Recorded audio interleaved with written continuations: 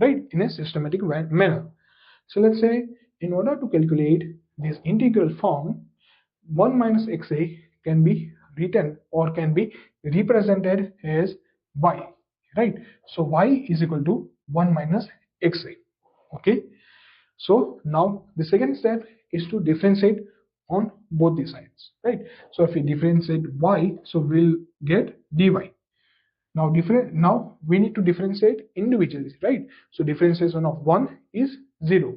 So differentiation of xa is dxa, right? So finally we'll get as dy is equal to, minus will remain as it is, so minus dxa. Okay, I hope you have understood. Okay, now let's say we will use these forms into the solving of the integrals, right, in this integral, right? So integration, so let's say integration dxa can be written as minus of dy. Minus can be shift to the left hand side, right? So dxa is equal to minus dy. So dxa can be written as minus dy. Okay, 1 minus xa can be written as y, right? So integration of minus dy by 1 minus xa has y. So integration of minus dy by y from limits 0 to xa.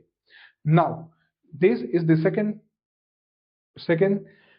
position where the students get confused. What limits we need to utilize, right? So let's say here we have the limits from 0 to xa in terms of xa, right? So let's say we'll understand how to apply the limits. Okay, how y is equal to 1, the lower limit came, and how y is equal to 1 minus xa, the upper limit came, right? So let's understand that. So let's say y means what? Y denotes as y is equal to 1 minus xa. Okay, now let's say here we have 0, right? In the lower limit we have 0.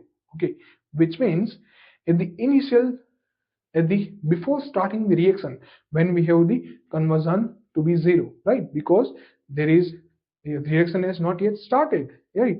The reaction has not yet started, so the conversion of reactants into the product will be 0. Due to those reasons, the conversion is 0.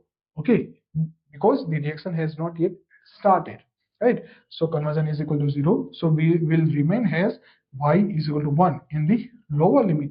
So due to those reasons, we are writing the lower limit as y is equal to 1.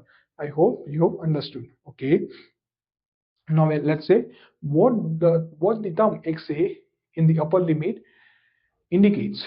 We need to understand that first of all, right? So here in the upper limit, xa